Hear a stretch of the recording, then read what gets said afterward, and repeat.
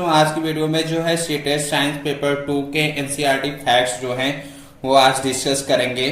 तो फर्स्ट क्या है कि पुकेसर के जो भाग होते हैं वो आपके परागकोश और तंतु होते हैं।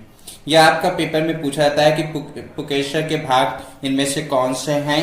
तो आपका परागकोश होता है और तंतु जिसमें होगा वो आपका ऑप्शन करेक्ट होगा।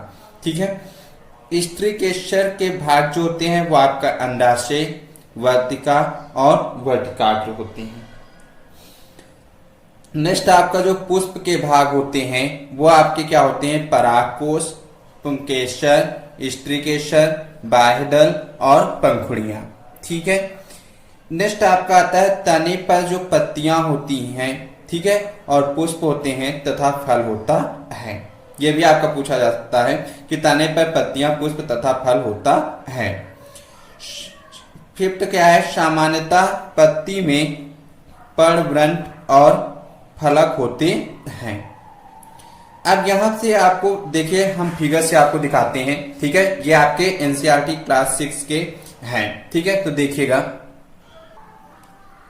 यहां पे आप फिगर देख रहे हैं, ठीक है, जिसमें आपके पुष्प के भाग जो हैं वो आपके क्या क्या होते हैं, परागकोश, स्त्रीकेसर और पुंकेसर। ठीक है। अब यहाँ पे आपका पूछा था पुंकेसर के भाग क्या होते हैं। ठीक है। तो आपके देखिए, पुंकेसर के जो भाग होते हैं वो आपके परागकोश और तंतु। क्लियर हो गया। ये पॉइंट जो है आपके एनसीईआरटी जो है क्लास 6 के हैं, जो आपके सीटेट में पूछे गए हैं। क्लियर है। अब आगे देखिए, यहां पे देखिए स्त्रीकेसर के जो भाग हैं वो आपके कौन कौन से हैं, अंडाशय, वर्तिकाग्र और वर्तिका। क्लियर हो गया। नेक्स्ट आपका जो 6 पॉइंट आपका आता है वो क्या है कि जालिका रूपी शिरा विन्यास युक्त पत्तियों वाले पौधों की जड़ें मूसला जड़ होती हैं। ठीक है। जिनमें जो है जालिका रूपी शिरा विन्यास पाया जाता है तो उन पौधों की जो जड़ें होती हैं वो आपकी मूसला जड़ होती हैं। इनके एग्जाम्पल जो है आपके मूली है, गाजर है, आम है और नीम है। समांतर शिराविन्यास युक्त पत्तियों वाले पौधों की जड़ें जो होती हैं वो आपकी रेशादार होती हैं। उनमें जैसे आपका एग्जाम्पल आपका गेहूं, चावल, मक्का, घास। वहां पे आपका जो पेपर में पूछा गया क्वेश्चन है सीटेट में प्रीवियस ईयर में, वो पूछा गया है कि मूली, गाजर, आम, नीम, ठीक है, इनमें जो है कौन सी शिरा विन्यास पाया जाता है पत्तियों में और कौन सी जड़ें पाई जाती हैं। ठीक है। तो आपका जो ऑप्शन करेक्ट होता है वो आपका जालिका रूपी शिरा विन्यास युक्त पत्तियां और मूसला जड़ें। ठीक है। और आपसे नेक्स्ट पूछा जाता है कि गेहूं, चावल, मक्का, घास के पौधों में पत्तियों का कौन सा शिरा विन्यास होता है। तो आपका समांतर शिरा विन्यास होता है और जड़ें जो होती हैं वो आपकी रेशादार होती हैं। अब इसको फिगर के माध्यम से आपको समझाते हैं। ये आपका देखिए एनसीईआरटी क्लास 6 में आपकी दी गई है मूसला जड़ और रेशादार जड़। यहां पे आप देखिएगा कि जो आपकी मूसला जड़ है, ठीक है, यहाँ पे पॉइंट भी लिखा है कि जो आपका यहाँ पे ए वाला फिगर है, यह आपका मूसला जड़ कहते हैं। ठीक है। जो आपके ए वाले पौधे में पाई जाती हैं, क्योंकि छोटे जड़ों को यहाँ पे पार्श्व जड़ कहते हैं। ठीक है। यहाँ पे आपका क्या होता है, ये आपकी जो है ये आपकी मुख्य जड़ाई है और इनसे जो छोटी छोटी जड़ें आपकी निकली हुई है ये आपकी पार्श्व जड़ कहला रही। इसमें क्या होता है कि ये जो आपकी है ये आपकी रेशादार जड़ का पौधा है। रेशादार जड़ में क्या होता है, कोई मुख्य जड़ नहीं होती है। जैसे इसमें आपकी एक मुख्य जड़ाई है, उससे आपकी पार्श्व जड़ निकल रही। इसमें क्या है कि आपकी इसमें कोई भी मुख्य जड़ नहीं होती है। सभी जड़ें जो है आपकी एक समान ही क्या होती हैं, दिखती हैं। तो ठीक इसलिए इसको क्या कहते हैं, रेशादार जड़ कहते हैं। मतलब आपको आना चाहिए कि मुख्य मूसला जड़ में जो होती है आपकी एक मेन जड़ होती है जिससे आपकी पार्श्व जड़ निकलती है। इसमें जो है आपकी कोई भी मुख्य जड़ नहीं होती है, सभी एक समान दिखाई देती हैं रेशेदार जड़ में। ठीक है। और आपका देखिए, आपका अगर ये मूसला जड़ है, ठीक है, तो आपकी देखिए इसकी पत्तियां किस रूप में है और आपका ये रेशादार जड़ है तो इसकी पत्तियां देखिए आपकी कैसी हैं।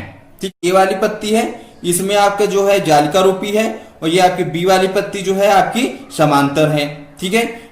तो आपका यहां से इतना पॉइंट आपको क्लियर हो गया है। नेक्स्ट पॉइंट देखिए क्या है। नेक्स्ट पॉइंट ये 8 जो है वो क्या है कि किसी सूची छिद्र कैमरे में किसी दूरस्थ रंगीन बिंब का बनने वाला प्रतिबिंब जो होता है वो सदैव वास्तविक, उल्टा, रंगीन और छोटा होता है। तथा प्रतिबिंब का रंग जो होता है वो बिंब के रंग का होता है। ये आपका सीटेट में पूछा जा चुका है, एनसीईआरटी फैक्ट है। ठीक है, ये आपका जो है ये आपका क्लास 6 का है एनसीईआरटी का। नेक्स्ट आप देखिए कि जो आपका मानव शरीर का जो सामान्य ताप होता है वो आप सेल्सियस मापक्रम और आपका फ़ारेनहाइट मापक्रम में कितना होता है, तो सेल्सियस मापक्रम में जो है आपका 37 डिग्री सेंटीग्रेड होता है और फ़ारेनहाइट मापक्रम में जो है आपका 98.6 फ़ारेनहाइट होता है मानव शरीर का सामान्यता। यहाँ पे आपका ये बहुत पूछा जाता है। ठीक है, ये आपका समुद्र समीर का कारण क्या है, आपका थल समीर का कारण है क्या है, ये आपका क्लास 7 का है। ठीक है, समुद्र समीर का कारण क्या होता है कि यहाँ पे समुद्र समीर का जो है तो या इसलिए कहा गया है इसका क्योंकि दिन के समय जो होता है आपका स्थल का समुद्र जल की अपेक्षा शीघ्र गर्म होना वो आपका समुद्र समीर का कारण कहलाता है। शरद समीर का कारण यह है कि रात में जो है आपका स्थल की तुलना में जो है वो समुद्र जल का धीमी गति से ठंडा होना, या आप ऐसा भी बोल सकते हैं कि स्थल का समुद्र जल की अपेक्षा शीघ्र जो है ठंडा होना। ठीक है, तो ये आपका समुद्र समीर का कारण और थल समीर का कारण जो है आपको पता होना चाहिए। ये आपका क्लास 7 के एनसीईआरटी से पॉइंट निकालें क्योंकि ये आपका सीटेट में पूछा जा चुका है। नेक्स्ट देखिए, यदि कोई व्यक्ति जो है गायतर नामक व्याधि से ग्रसित है, ठीक है, तो इसका मतलब ये होता है कि आपका अगर गायतर नामक व्याधि से अगर कोई व्यक्ति ग्रसित है तो इसका कारण ये होता है कि उसकी जो थायराइड ग्रंथि है वो ठीक तरह से कार्य नहीं कर रही है। ठीक है, तब ये आपकी गायतर नामक व्याधि से व्यक्ति ग्रसित होता है। जो आपकी थायराइड जो है वो आपकी मानव शरीर की जो है वो प्रमुख एंडोक्राइन ग्लैंड, ठीक है, यानी अंतःस्रावी ग्रंथि आप बोलते हैं जिसे, यह कहाँ पाई जाती है, तो यह गर्दन के निचले हिस्से में होती है। ठीक है, छोटी सी यह ग्रंथ शरीर में हार्मोन का निर्माण करती है और मेटाबॉलिज्म का नियंत्रित रखती है। यह आपका थायराइड से संबंधित पॉइंट हो गया और गायटर नामक व्याधि का कारण हो गया। ठीक है, नेक्स्ट आपका देखिए क्या है 13 देखिए कि जो आपका जड़ में या दोमट मिट्टी होती है वो किस फसल के लिए आपकी उपयुक्त होती है, तो ये गेहूं, जौ, बाजरा, चने जैसे अनाजों को क्या किया जाता है, दोमट मिट्टी में उगाया जाता है। ये क्वेश्चन भी आपका पूछा गया है। नेक्स्ट आपका देखिए 14 पॉइंट क्या आता है कि जब आप सोडियम हाइड्रोक्साइड के तन विलयन की एक बूंद पहले अगर नीले लिटमस पेपर पर और फिर लाल लिटमस पेपर पर डालते हैं तो इसमें क्या इफेक्ट पड़ता है। तो देखिए, जब आपका जो सोडियम हाइड्रोक्साइड होता है ये आपका क्षार होता है, तो ये क्या करता है कि नीले लिटमस पेपर पर कोई भी प्रभाव नहीं डालता है और लाल लिटमस को क्या कर देता है, ये नीला कर देता है। क्लियर हो गया। नेक्स्ट आपका जो 15 आता है, एक क्वेश्चन आपका आम्ल क्षार से जरूर पूछा जाता है, हर बार पूछा जाता है। ठीक है, तो जो आपको पॉइंट यहाँ पे करवा रहे हैं ये आप ध्यान में रखिएगा। जो आपका फिनाफ्थलीन होता है, फिनाल्थीन जो होता है यह एक सूचक है। यह जलीय तथा अम्लीय माध्यम में रंगहीन होता है और क्षारीय माध्यम में गुलाबी होता है। ठीक है, तो आपका जो फिनाल्थीन जो सूचक है यह आकर आपका जैसे एक कोई परत नली ए ली जाए, बी ली जाए, सी ली जाए। अगर ए परत नली में आप जो है अगर आप HCl डालें और बी परत नली में आप NaOH, सी वाले में आप आंसू जल मिलाएं, ठीक है, तो आपका क्या होता है कि आपका जो HCl होता है, ठीक है, ये आपका जो इसमें फिनाल्थीन है तो ये आपको रंगहीन कर देगा। ठीक है, बी का बी में जो है वो आपका NaOH है तो ये जो फिनाल्थीन होगा ये गुलाबी रंग में चेंज कर देगा। और सी जो होगा आंसू जल है तो जो ये जल का है, ठीक है, उसका जो कलर करेगा वो रंगहीन कर देगा। ठीक है, ये आपका फिनाल्थीन सूचक का कार्य है। नेक्स्ट आपका देखिए 16 क्वेश्चन आपका पूछा जाता है। ठीक है, आपका 16 और 17 दोनों इंपॉर्टेंट पॉइंट हैं, दोनों एक। ठीक है, यहाँ पे आपका देखिए कि जो आपका संपीड़ित प्राकृतिक गैस होती है, ठीक है, CNG, ठीक है, का जो ऊष्मीमान होता है वो आपका 50,000 किलो जूल पर किलोग्राम होता है। जो आपका द्रवित पेट्रोलियम गैस होता है LPG, इसका जो ऊष्मीमान होता है वो आपका 55,000 किलो जूल पर किलोग्राम होता है। पेट्रोल का ऊष्मीमान जो होता है आपका 45,000 किलो जूल पर किलोग्राम होता है। ये आपका क्लास 8 का, उसमें बहुत सारे दिए गए थे ऊष्मीमान, लेकिन यहाँ से आपके 3 में से आपका पूछा जाता है। और यहाँ से क्वेश्चन क्या पूछा जाता है कि सबसे ज्यादा ऊष्मीमान किसका होता है। ठीक है, ऑप्शन दिया रहेगा CNG, LPG, पेट्रोल, ठीक है, आपका मीथेन दिया जाएगा। तो जो आपका सबसे ज्यादा जो आपका होता है वो आपका LPG का ऊष्मीमान होता है। कितना होता है आपका 55,000 किलो जूल पर किलोग्राम होता है। अब यहाँ पे पूछा जाता है कि किलो जूल प्रति किलोग्राम किसका मात्रक है, तो ये आपका ऊष्मीमान का मात्रक है। ठीक है, ऊष्मीमान को आपको जो है किलो जूल प्रति किलोग्राम मात्रक में व्यक्त किया जाता है। अब यहाँ पे बात यह आती है कि आपका ईंधन का कैलोरी मान किसे कहते हैं। तो देखिए 1 ग्राम ईंधन के पूर्णतया दहन के फलस्वरूप प्राप्त ऊष्मा को क्या कहते हैं, ईंधन का कैलोरी मान कहते हैं। अगर आप 1 ग्राम ईंधन के पूर्णतया दहन के लिए, ठीक है, फलस्वरूप जो आपको ऊष्मा प्राप्त होती है, ठीक है, वही आपकी ईंधन की क्या कहलाती है, कैलोरी मान कहलाती है।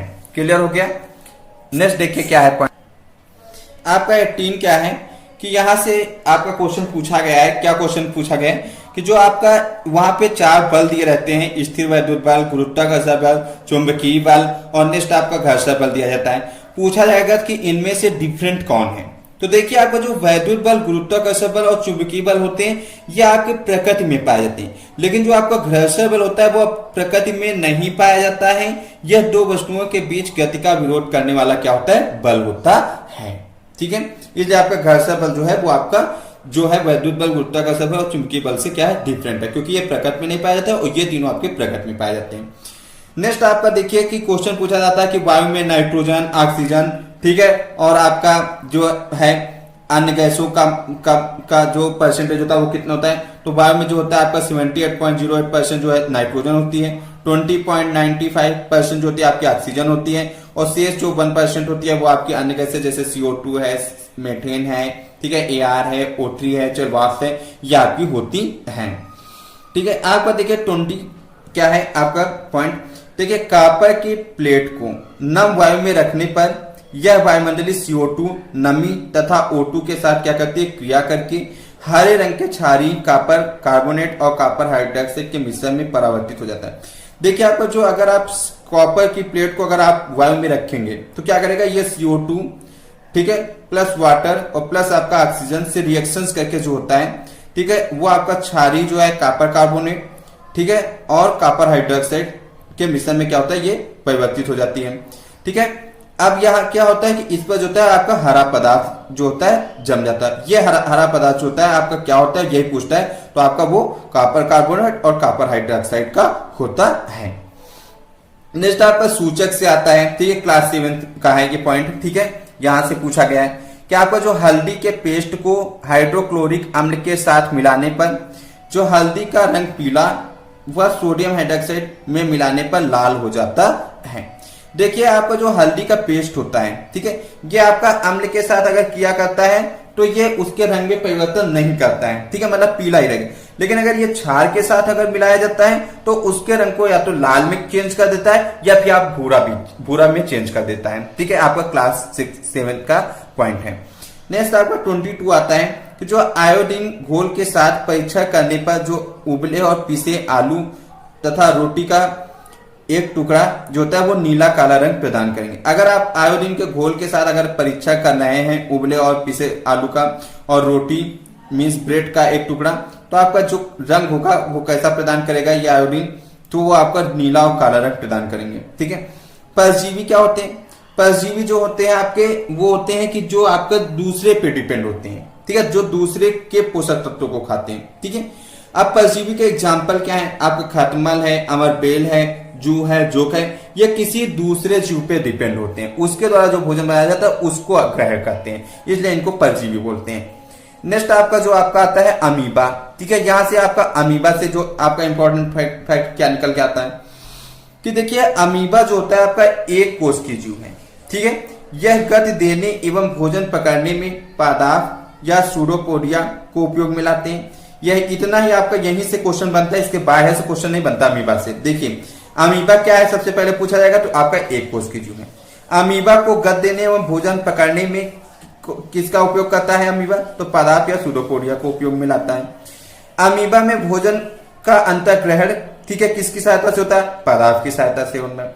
इसका पाचन कहाँ पे होता है, तो खाद्यान्नी में। 4 क्वेश्चन यहां से बनते हैं, इसके ज्यादा नहीं बनते हैं। ठीक है, नेक्स्ट आपको देखिए मानव नेत्र के रेटिना पर बने किसी वस्तु के प्रतिबिंब का प्रभाव रेटिना पर लगभग 1/15 सेकेंड तक क्या होता है, बना रहता है।